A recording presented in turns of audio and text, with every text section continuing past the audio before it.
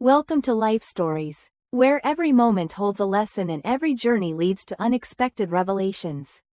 Today, we have a tale of lost love, hidden truths, and the power of second chances. In a simple jewelry store, a chance encounter forces a man to confront the past he thought he had left behind, only to discover a connection he never expected. Join us as we explore how a single moment can change everything, and how the ties that bind us can never truly be broken. Subscribe to our channel to start today's story. It was a quiet afternoon when I entered the jewelry store. The soft chime of the doorbell echoed through the elegant boutique, the sound a delicate note in an otherwise serene atmosphere. The store was as refined as one might expect, with display cases filled with shimmering diamonds and gold, casting reflections in the bright lights. The air felt thick with luxury, with an undercurrent of something deeper. But, amidst the refined surroundings, a small figure walked through the door, breaking the stillness. She was no more than 8, her brown curls bouncing with each step, her tiny hand clutching a well-worn teddy bear to her chest. She entered the store with wide eyes, her curiosity evident in every movement. I couldn't help but smile at the sight of her. Despite the surroundings of affluence and grandeur, there was an innocence in her demeanor that brought warmth to the otherwise sterile environment. As she wandered closer to the counter, I found myself momentarily distracted from my thoughts. I wasn't here to window shop. I had come for something specific. The ring in my hand, sitting there on its velvet cushion, was not just any ring. It was a replica of one I had lost years ago. A piece of jewelry that carried with it far more significance than its precious diamonds and intricate design.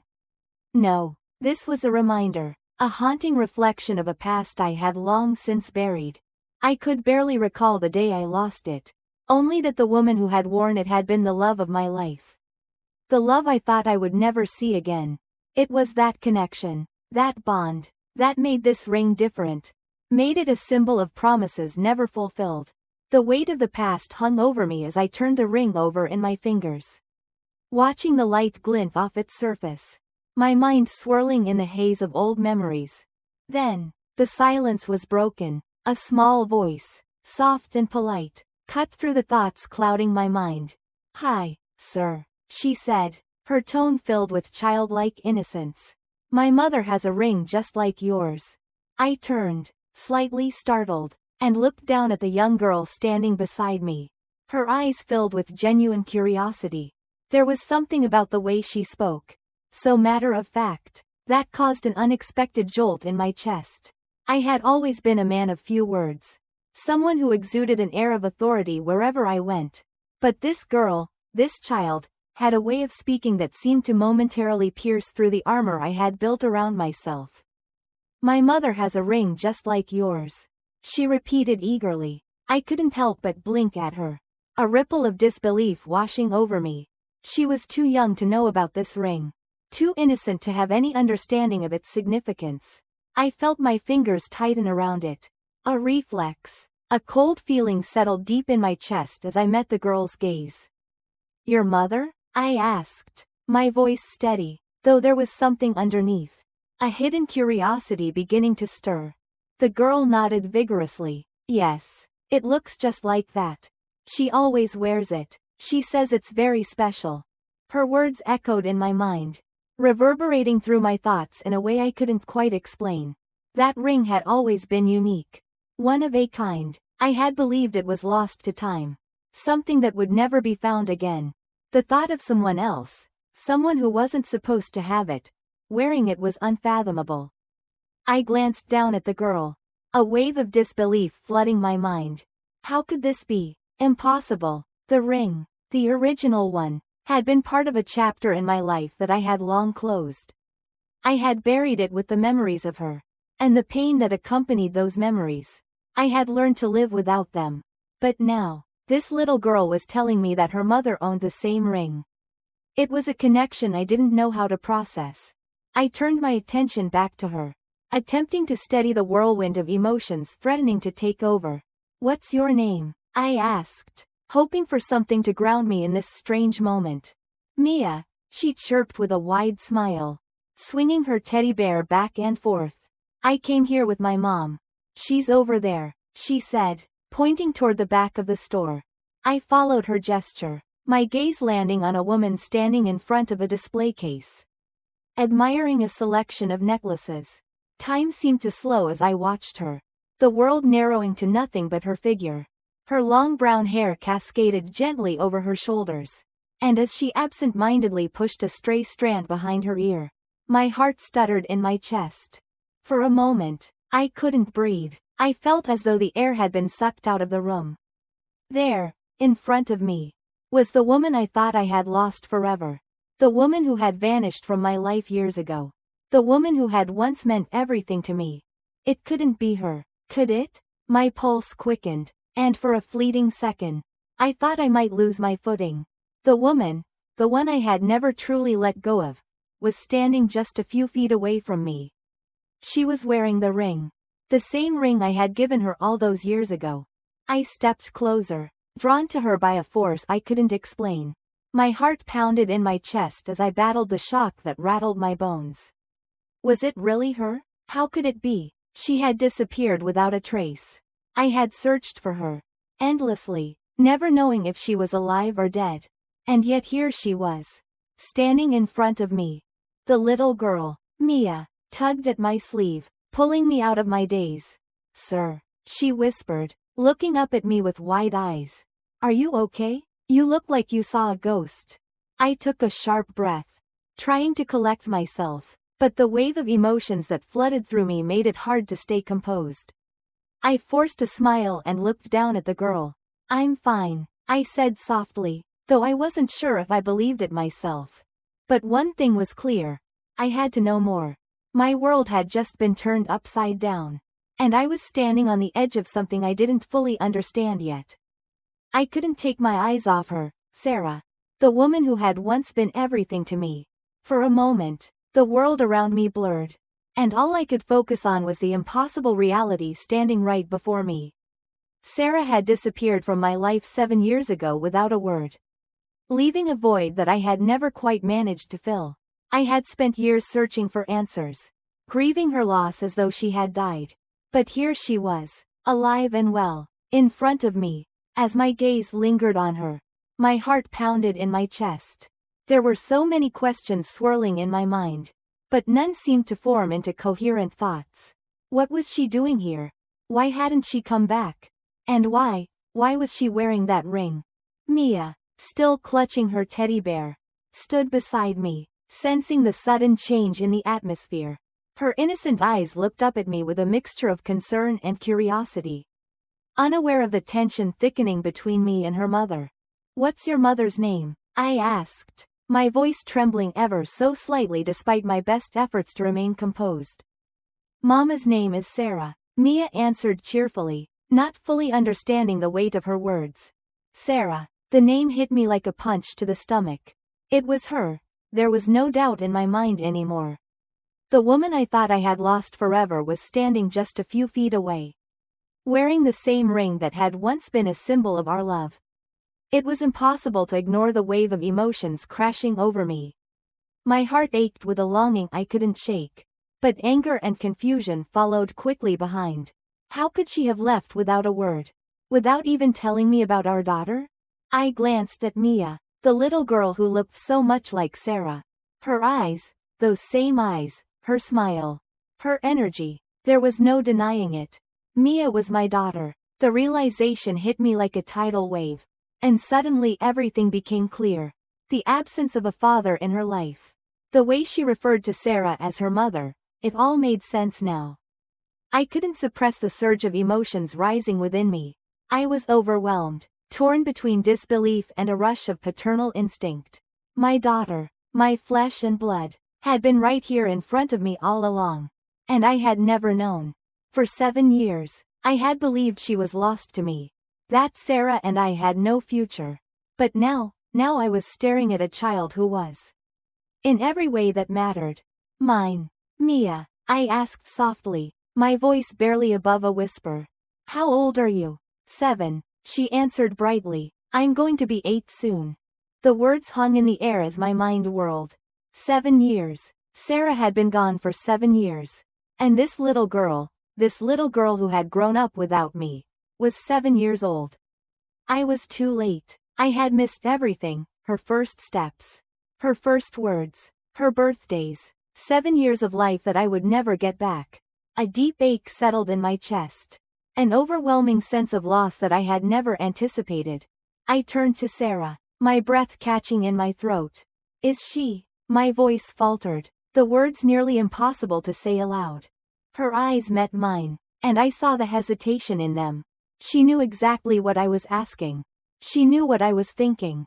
Please, Sebastian, she whispered, her voice raw with emotion. Don't ask me that. But it was too late. I already knew the answer. I had seen it in Mia's eyes. In her smile. This was my daughter. My heart twisted with a mix of rage, betrayal, and heartbreak. Why hadn't she told me? Why hadn't Sarah told me about our child? I took a slow step forward, unable to tear my gaze from the two of them. The anger within me was building, threatening to overflow. You left without a word. I searched for you. I thought you were dead. And now you just show up like none of it ever happened? My voice rose, filled with frustration and hurt. Sarah recoiled, her eyes flickering with pain. Sebastian, it wasn't that simple. I felt my hands clenching into fists at my sides. Then explain it to me. Tell me why you disappeared. Tell me why you never told me I had a daughter. Her breath caught in her throat as her eyes darted to Mia, who was still happily admiring the jewelry displays, unaware of the storm unfolding in front of her. Sarah hesitated, the weight of her own guilt pressing down on her shoulders. She lowered her voice, as if afraid of what the truth might do. I left because I had no choice. She murmured, her voice cracking. I thought it was the best thing for all of us. The best thing? I spat, the words bitter on my tongue. How could abandoning me, abandoning her, be the best thing? I didn't know what else to do. Sarah said softly, her voice trembling with emotion. I thought if I stayed, things would only get worse. I thought I was protecting you. Protecting both of you. I stood there, taking in her words, feeling my world tilt on its axis. The hurt was overwhelming, but so was the feeling of betrayal. I wanted answers, but there was so much more I wanted, so much I wasn't sure I could ever have back. You should have told me, I said finally, my voice quieter now, but the pain still lingered in my words. I had a right to know. A long silence stretched between us, thick with years of unspoken words and broken promises. But I could see in Sarah's eyes that she regretted her choices. Her hands trembled, and I could feel the weight of her guilt in the air. She had made decisions that had torn us apart. And now, we were left standing in this fragile moment, uncertain of what came next. The silence between us was suffocating, every passing second feeling like an eternity. I wanted to say more, to shout, to demand answers for the years I had lost. But something kept me rooted to the spot.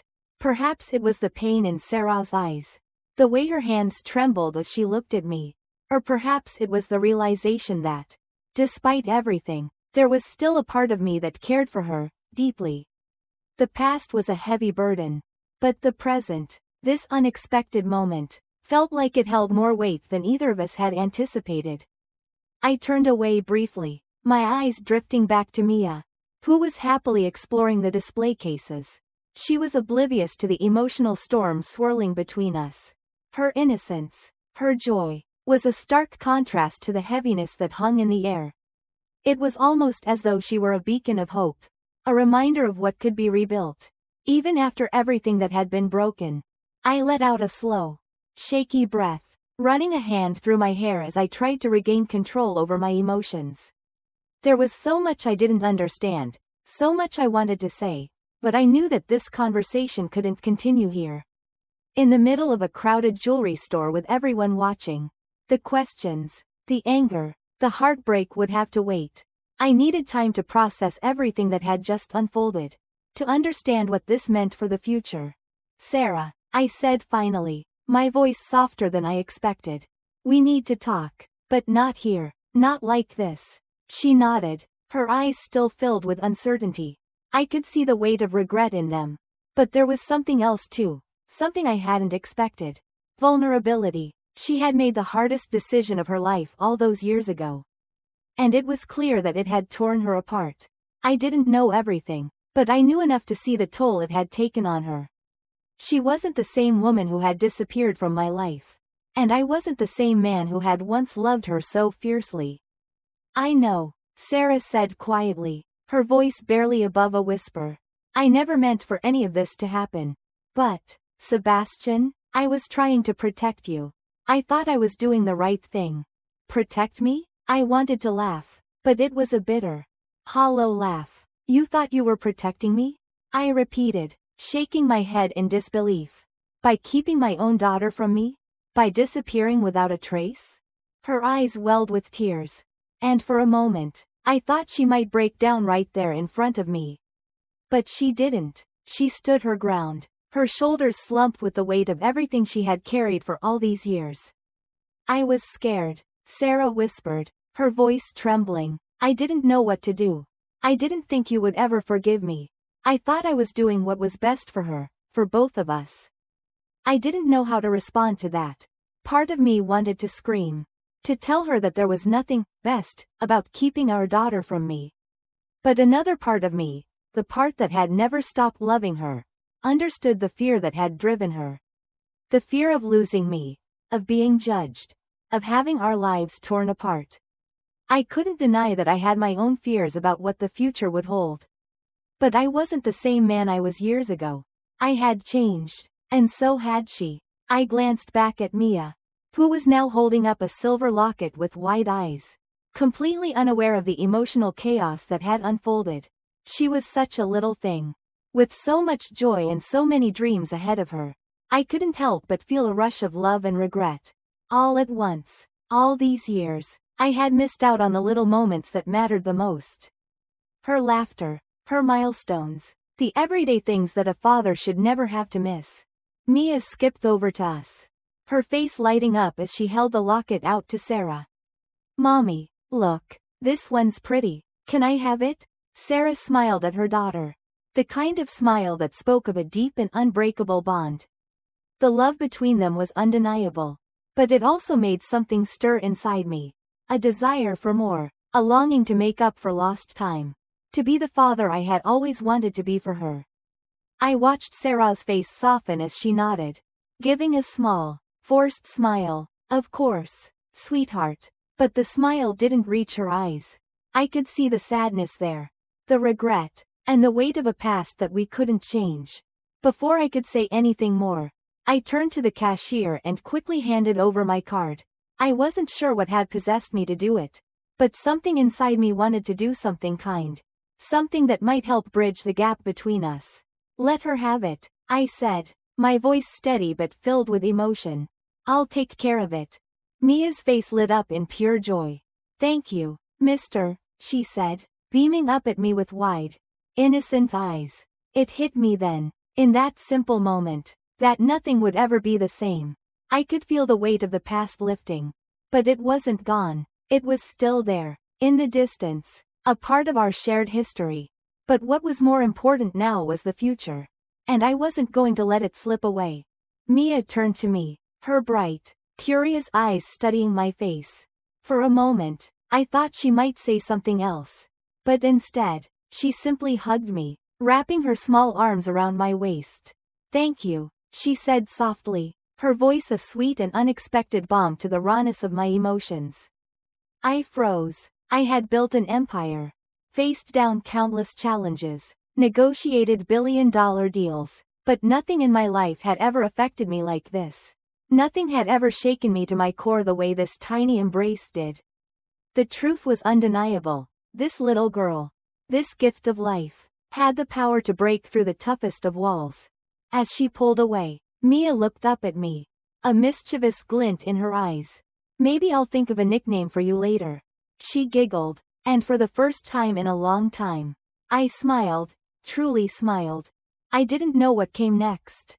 The road ahead would be difficult, filled with hard conversations and painful revelations. But one thing was certain. I had found something I hadn't known I was missing. And this time, I wasn't going to let it go.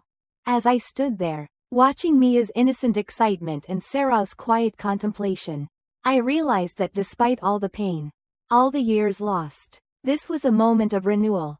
Life had a funny way of presenting the unexpected, of tearing us down only to rebuild us in ways we never anticipated.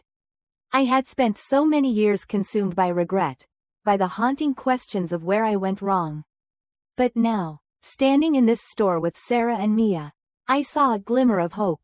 There would be no simple answers, no magical fixes. The past would always be there, lingering like a shadow. But as I looked at Mia, with her playful smile and boundless energy, I realized that there was still time.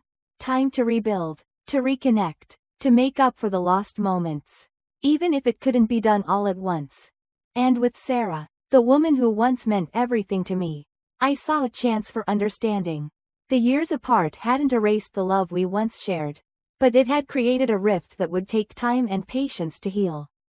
We couldn't undo the past, but perhaps, together, we could move forward, one step at a time. I didn't know what the future held, but for the first time in years, I felt a sense of possibility. Mia had opened a door I thought was closed forever. And for that, I was grateful. This was just the beginning, of healing, of new beginnings, and of rediscovering what truly mattered. Thank you for following this story. If you want to hear more life stories like this one, don't forget to subscribe to our channel for new videos.